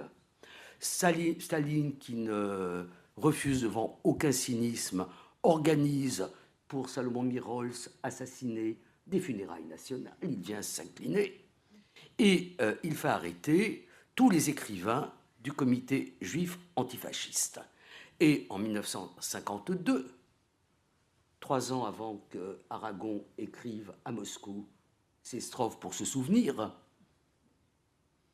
les grands écrivains juifs, David Bergelson, Peretz Markish et d'autres, sont exécutés lors de quelque chose qu'on a appelé parfois la nuit des poètes assassinés. 4e histoire, celle de Meyer Levin. Meyer Levin, je lui ai consacré à lui et à Eric Schwab un ouvrage qui s'appelle 1945, la découverte. Meyer Levin, c'est un journaliste, un écrivain, né à Chicago, dans une famille d'immigrés, je recherche mon petit papier, qui commence à être actif dans les organes de propagande, il faut parler comme ça, américains, et qui est volontaire pour être correspondant de guerre pour 2 organismes, l'agence télégraphique juive et une autre agence qui s'appelle Overseas News Agency. Il arrive en France dans la foulée du débarquement du 6 juin 1944 et il explique « J'étais particulièrement apte à raconter l'histoire qui venait de se dérouler en Europe. Le continent était enfin ouvert. Nous pourrions découvrir les faits qui se cachaient derrière les rumeurs sinistres de massacres et de mise en esclavage qui nous parvenaient d'Europe. » Donc, il arrive et son objectif, c'est de tenir jour après jour la chronique de la survivance juive et de rechercher les restes d'Israël. Et son premier reportage, il le fait le 18 septembre 1944, qui est le soir de Rosh Hashanah. Donc on a une série d'articles écrits par Meyer Levin, d'articles ou de dépêches d'agence, qui sont consultables dans les archives de Meyer Levin, qui sont à la bibliothèque universitaire de Boston, où j'ai pu me rendre il y a quelques années, grâce à une bourse de la Fondation pour la mémoire de la Shoah, qui m'a payé mon voyage et mon séjour. Là, on trouve des descriptions extraordinaires. D'abord, celle des soldats américains. 3% des soldats américains sont juifs et leurs familles sont originaires d'Europe.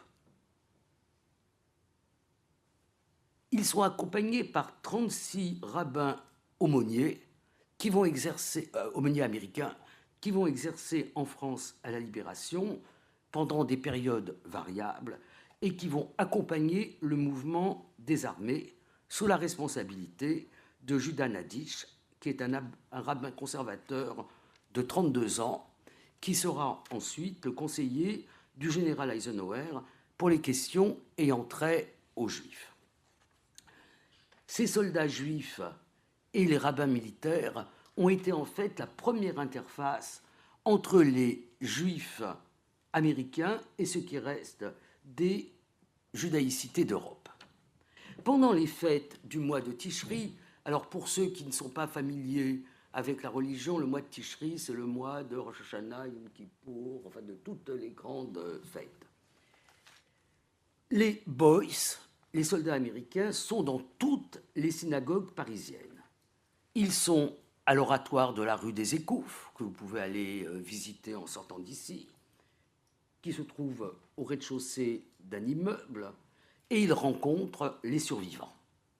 Et Meyer Levin décrit cette rencontre. Et puis, il cherche des souvenirs, notamment des étoiles jaunes, et c'est le sport favori des Américains que de rapporter des souvenirs.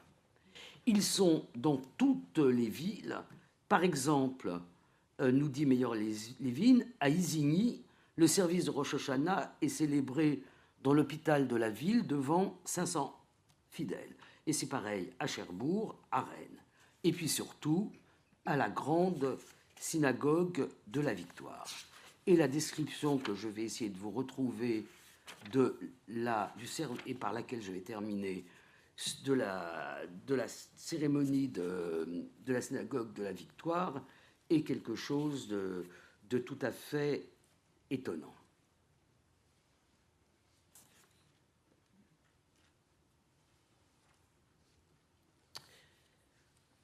Quand retentit, c'est pas lui, c'est lui et moi, quand retentit le chauffard qui ouvre le rituel de la nouvelle année juive, l'année de la délivrance, écrit Meyer Levin, les synagogues parisiennes sont pleines.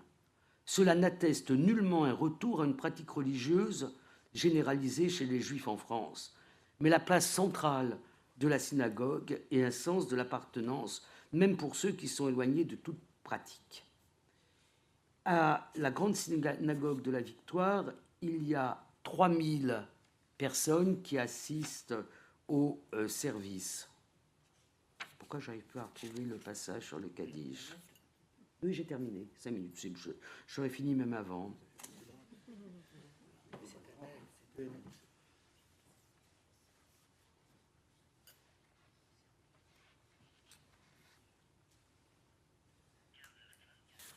Ah, j'avais noté, je ne retrouve plus. On l'a piqué, oui.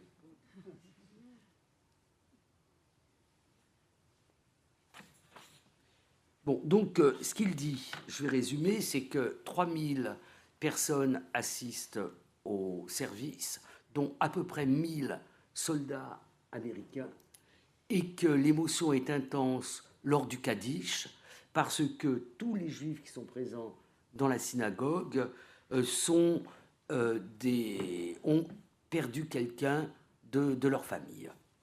Alors, je vais quand même conclure, parce qu'il faut quand même conclure, c'est que cette année 44, on ne peut pas comparer Treblinka à Auschwitz, dont les chambres à gaz crématoires continuent à fonctionner, puisqu'elles ne seront arrêtées, comme l'a dit, comme il a été dit par le président et par Tal, qu'en novembre 1944, parce qu'aussi, ce qui n'a pas été dit, donc je le précise, Himmler cherchait à négocier avec les Alliés une paix séparée pour pouvoir se retourner contre les rouges, contre les communistes.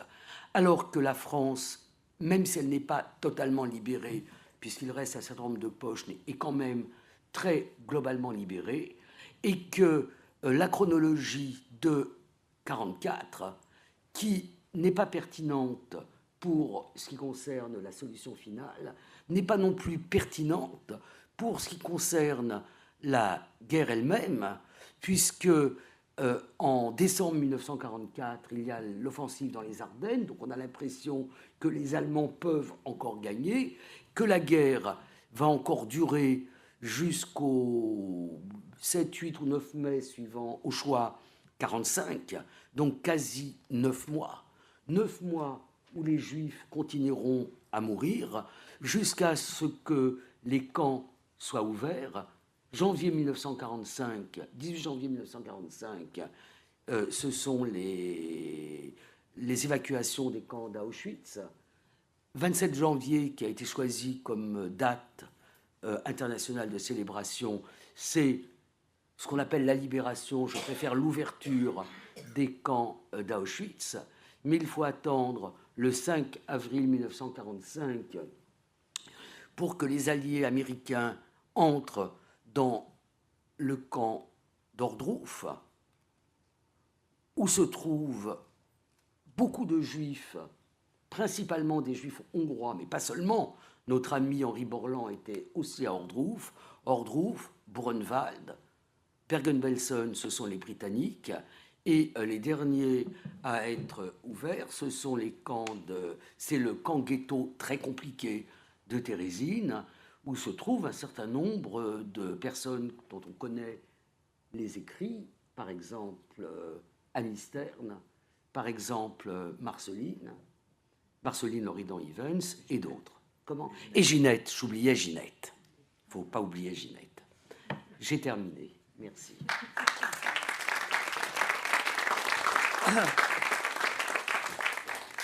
Merci Annette pour cette présentation passionnante.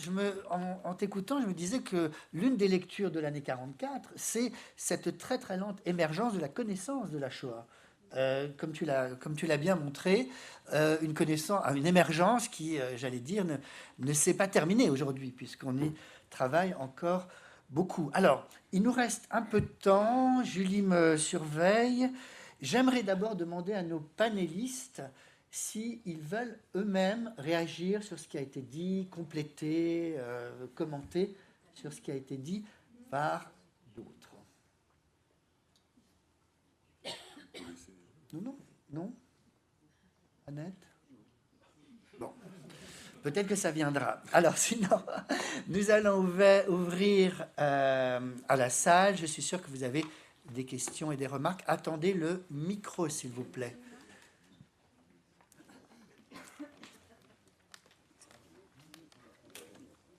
Bonjour. Oui, j'aurais voulu comprendre pour quelles raisons les Allemands ont accordé de crédit aux différents préfets en France quand ils disaient qu'il n'y avait pas de liste concernant les Juifs, et pour quelles raisons il n'y a pas eu de représailles éventuellement contre certains des préfets. Mais parce que les Allemands n'ont pas les moyens de forcer la main au préfet, mais c'est vrai aussi, c'est le même problème au gouvernement. C'est-à-dire que ça, Serge Klarsfeld l'a bien montré, c'est que il y a tellement d'enjeux autres que la déportation des Juifs pour les Allemands, peut-être même encore plus en 1944, qu'il n'est pas question pour eux de forcer la main au gouvernement et de risquer que certains fassent défection, comme Pétain ou autres, ce qui serait une catastrophe, parce que la France, pour les Allemands d'une manière générale, ça représente quelque chose qui va bien au-delà de la simple question de la déportation des Juifs. Nous, notre problème, en fait, historien, connaisseur de la Shoah, c'est qu'on on analyse cette période seulement sur la question des Juifs en France à cette époque, mais finalement, quand vous entrez dans le détail de l'histoire en général, pour tous ces intervenants à l'époque, sauf une poignée de fanatiques, comme Aloïs Brunner ou Barbie, la question des Juifs, et même au gouvernement, c'est terrible de le dire, mais c'est devenu une question qui est presque anecdotique. En France, la France a une position qui est trop importante pour risquer la perte de confiance du gouvernement, d'intérêts stratégiques, économiques, etc.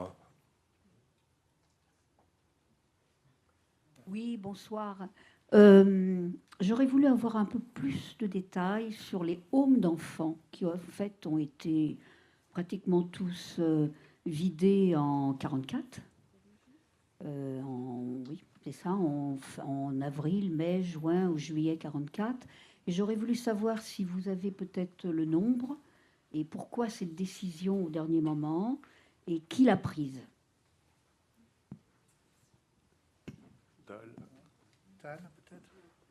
Très rapidement, qu'il a pris Aloïs Brunner. Pourquoi si tard? C'est pas si tard que ça, en fait. C'est juste que Brunner met en place un calendrier de travail très méthodique à partir de l'été 1943. Et Alex a cité la note du 14 avril 1944, qui est une sorte de manuel de comment il faut opérer. Notamment dans la note, il est dit qu'il faut vider les hôpitaux, les prisons, etc. etc. En soi, c'est juste l'application de cette note. C'est aussi bête que ça ou aussi simple que ça. C'est que ce qui a été évoqué par Alex, c'est que les Allemands n'ont pas d'effectifs suffisants, que arrêter des Juifs, c'est compliqué. Et où est-ce qu'il y a des Juifs qu'on peut sortir facilement? Alors, la mémoire, et à raison, s'est focalisée sur les homes d'enfants, mais Brunner, en février 1944, quand il opère à Grenoble, il fait plus de 80 km en voiture, au fin fond de l'Ardèche, dans un patelin qui s'appelle Alboussière, pour amener 80 vieillards qui ont été juifs, qui ont été placés là, et qui sont eux aussi déportés. Donc voilà, même chose avec la maison d'Isieux, qui est devenue le symbole, mais qui est une maison qui n'est pas du tout clandestine. C'est on va chercher les Juifs là où on le peut. Où est-ce qu'ils peuvent? Les homes d'enfants et les homes de personnes âgées. C'est là où il y a le plus de facilité. Si tu permets, pour la question des enfants, il y a aussi le fait que ces enfants sont dits bloqués. C'est-à-dire que, voilà, c'est-à-dire que dans les différents homes d'enfants, même en 1943, bon, je pense, parce que je suis un peu obsédé par les histoires de la MOI, je pense au petit frère de Lucienne Goldfarb, celle qui est rentrée dans l'histoire sous le nom de la Rouquine, qui était rue Lamarck. Donc ces enfants sont bloqués, c'est-à-dire ce sont des enfants qui sont repérés, qui sont fichés par les nazis et qui sont momentanément sauvés. Donc si ils s'évadent, enfin, si on les fait s'évader ou s'ils s'évadent pour les plus grands d'entre eux, ok. Mais sinon, les nazis peuvent les faire, selon leur vocabulaire charmant, réintégrer à Drancy, comme ils veulent. Alors l'histoire des maisons d'enfants de la fin de la guerre de juillet, elle est particulièrement dramatique pour les Juifs, parce qu'elle pose la question de la façon dont l'UGIF a laissé faire ces arrestations. Donc ça a été l'objet de grands débats qui ne sont pas encore terminés aujourd'hui, de savoir s'il y a une responsabilité de l'UGIF, en général les Israélites de France, dans la livraison de ces enfants, lesquels étaient bien identifiés, dans leur transfert à Auschwitz, puis leur déportation dans un des tout derniers, enfin, je crois même que c'est le dernier grand convoi, Alexandre. C'est le dernier grand convoi, qui est le convoi 77 de juillet, du 31 juillet 44. Après, il restera le petit convoi qui part un peu à la sauvette en août, juste avant la libération de Drancy. Rapidement, juste 30 secondes, vous demandiez des chiffres. Nous, sur Séraph, on est vraiment, ça nous tient à cœur tous et toutes, donc on a ça présent à l'esprit tout le temps, mais c'est vrai que les enfants des foyers de l'UGIF à Paris en 1944, ça doit être à peu près 250 déportés, je crois. Isieux, c'est 44 enfants. Ça reste des cas très isolés. La masse des arrestations en France à cette époque, ce n'est pas... c'est autre chose, si vous voulez. Bonjour. J'aurais aimé savoir quel était le sort des GIs américains prisonniers de confession juive et également quel est l'impact des bombardements stratégiques anglo-saxons sur le trafic ferroviaire et si ça a pu retarder quelque peu les déportations. Alors, sur les GI, quelqu'un a une... Je vais faire les deux en un. Les GI, ils sont GI. Et il y a les conventions de Genève, ils sont protégés. Donc, tous les prisonniers de guerre, y compris français qui étaient juifs, ont été protégés jusqu'à la fin de la guerre. Les deux seules catégories de prisonniers de guerre juifs qui n'ont pas été protégés sont les Polonais et les Soviétiques qui ont été marqués dès l'été 1941 au sens premier. La Wehrmacht a procédé au marquage des prisonniers de guerre juifs soviétiques. Tu veux dire quelque chose ? Oui, je veux juste dire qu'il y a des conventions qui protègent les prisonniers de guerre et que l'Union soviétique ne les a jamais signées. Oui. Voilà, quel prétexte utilisé. Voilà, quel prétexte, oui.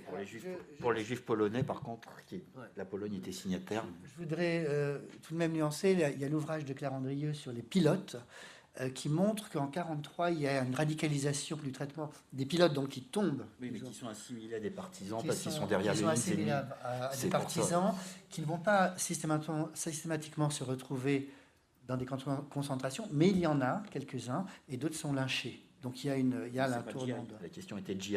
Pas de GI. Un pilote n'est pas un GI. Parce que GI veut dire General Infantry, donc pas pilote. Et l'autre question, c'était sur les chemins de fer. Aucun. Annette Djevorka, Auschwitz 60 ans après, qui est un chapitre entier qui résume les grands débats des années 70, 80 et 90 sur les bombardements des voies de chemin de fer. Elles sont réparées en 24 heures. Si on prend la question non pas sur les voies d'accès à Auschwitz, mais l'ensemble des voies, ce qu'on peut dire aussi, c'est que la désorganisation des transports a eu des conséquences sur les itinéraires des trains. De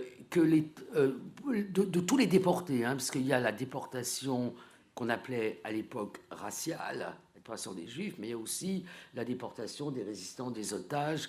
Et quand on regarde les itinéraires des trains, par exemple, le train que tu as étudié du 11 août, ce que j'appelle pour moi-même le train Barbie, parce que c'est le train qui est parti de Lyon et qui était un train, si je peux m'exprimer ainsi, mixte, puisqu'il y avait des wagons de résistants qui étaient destinés à Buchenwald, au Struthof, oui, et d'autres qui étaient destinés à Auschwitz. On s'aperçoit que ça met beaucoup de temps.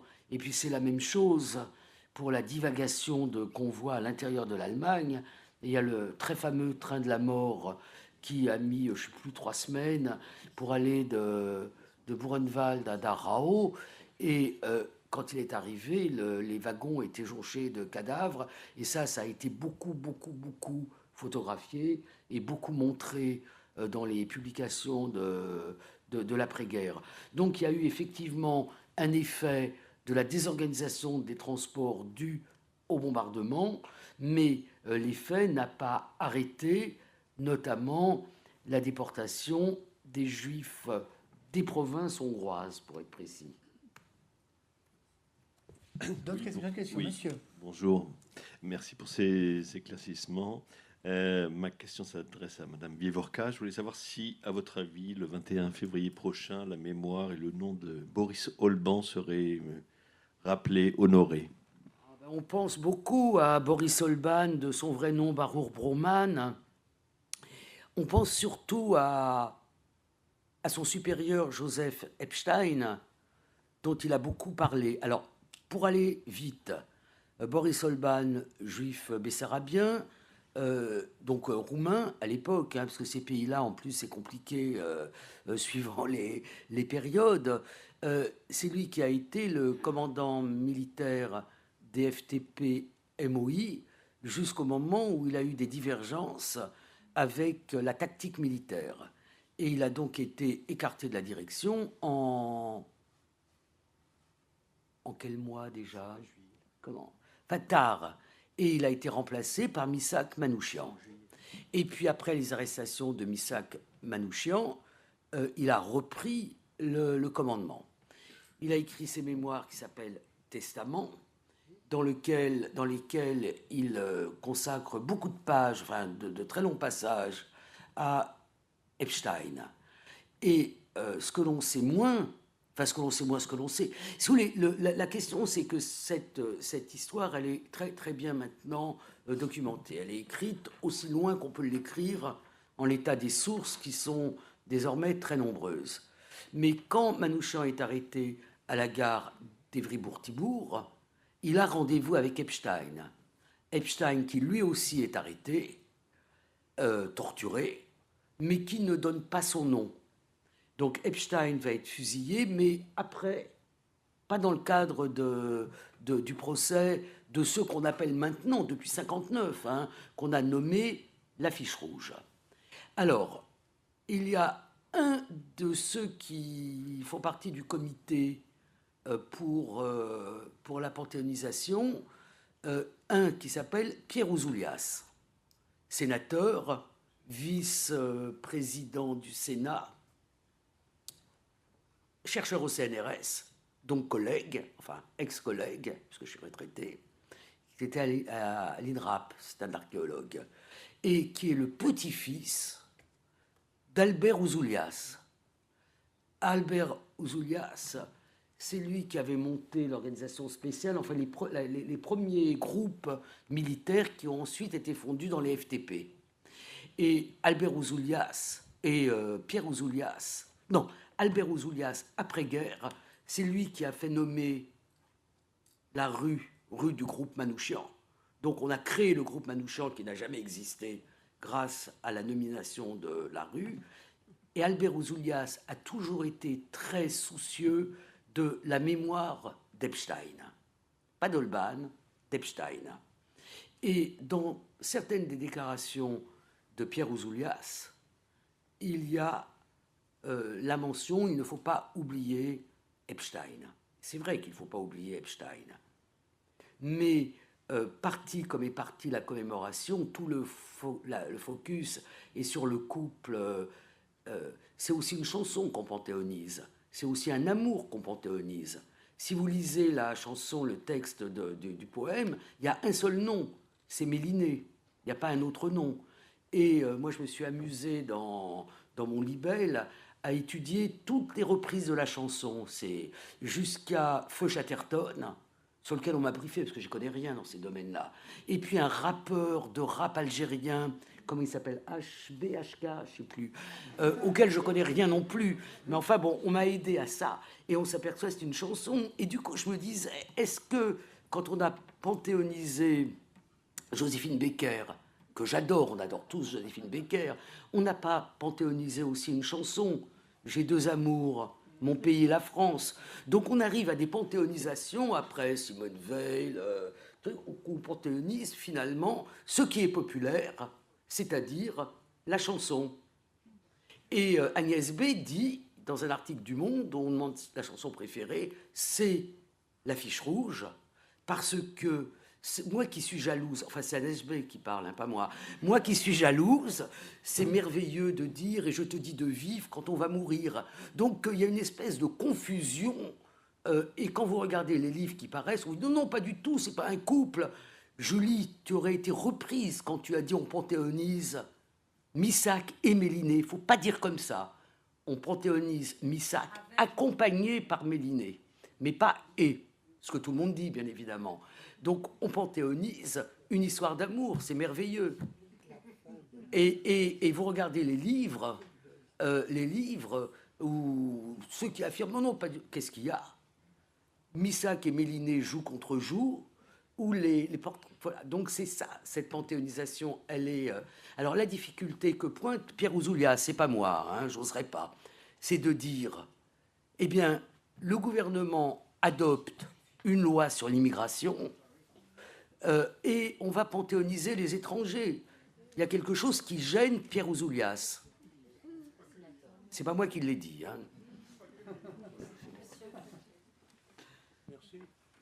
Merci, Annette. Ça me fait beaucoup de plaisir ce que tu viens de dire. Moi, dans cette affaire avec les Manoukian, il y a deux choses. C'est d'abord, effectivement, l'occultation complète de Boris Olban, qui pour moi est beaucoup plus important que Manoukian. Bon, d'accord. Et en même temps, le fait que Méliné Manoukian a dénoncé Boris Olban en disant qu'il était responsable de la dénonciation et de l'arrestation de son mari. Ensuite, et Ida m'a demandé ça, Boris Olban est revenu en France, là où il a écrit Testament, et sa vie après a été celle d'un semi-clochard. Et au moment de son décès, il n'y avait même personne pour s'occuper de lui et savoir encore où on allait l'enterrer. Heureusement que les anciens combattants existaient et ont prêté finalement, ont donné une place dans un caveau des anciens combattants pour Boris Olban, complètement oublié aujourd'hui, sauf que tu viens de le rappeler. Oui, alors, personne pour s'en occuper. Moi, j'ai été ami de lycée au lycée d'Hermont avec Danielle Bruman, qui était la nièce de Boris Olban, et qui s'est quand même occupée de Boris. Mais j'ai un souvenir, puisque vous me permettrez d'avoir quelques souvenirs. J'ai le souvenir des obsèques de la femme de Michel Trebitsch, la fille de Christina Boyko. Christina Boyko, ça a été une des grandes aussi de cette résistance. Christina Boyko, c'est l'agent de renseignement, et c'est grâce à elle qu'a été repéré Julius Ritter, le responsable du STO en France. Donc Christina Boyko, c'était aussi une bessarabienne, très liée avec Boris Olban. Et je me souviens de ce chagrin de voir Boria, comme on l'appelait, et Christina Boyko devant la tombe de la fille qui est morte d'un cancer, de Christina. Et l'année d'après, notre excellent collègue Michel Trebitsch, tu l'as connu, Trebitsch de Virginie? Non. Michel Trebitsch mourait à son tour, lui aussi, d'un cancer.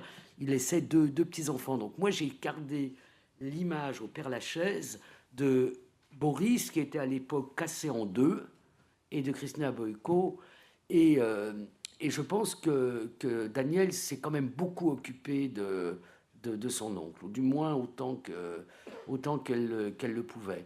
Mais c'est vrai qu'il y a eu toute cette affaire autour du film de Moscou, Lévi Boukho, Les terroristes à la retraite, qui va d'ailleurs être diffusé à nouveau, peut-être ici aussi.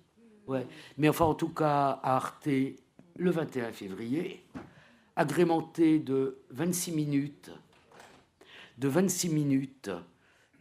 supplément qui s'appelle 23 et nos frères pourtant, qui a été fait par Moscou-Lévi Boukho et Ruth Silberman. Ruth, vous avez tous vu son 209 rue Saint-Maur, et j'espère que vous avez tous vu son documentaire sur le procès Slansky, qui est formidable, je dis vraiment extraordinaire. Donc c'est eux qui ont fait les 26 minutes, et ce qu'ils ont fait, c'est ce que n'a pas fait, c'est ce qui, à ma connaissance, n'a pas été fait. Ils ont été retrouvés, la petite fille de Celestino Alfonso, l'Espagnol rouge, les neveux de Rino della Negra, le soi-disant italien, parce qu'il était comme Robert Vicis, français, de parents italiens. Quand vous regardez la fiche rouge, vous avez 2 Français de souche, Rouxel et Cloarec, et vous en avez 2 qui sont Français par naissance. J'avais envie de dire comme vous et moi, enfin comme un certain nombre de personnes ici. Le petit-neveu ou le neveu de Thomas Ilek, ils ont tourné au square Olga Banchik. C'est moi qui parle d'Olga Banchik. Et ces 26 minutes vont être une sorte de rajout pour quand même montrer que le chagrin, la douleur, la beauté des dernières lettres n'est pas simplement réduit à Méliné.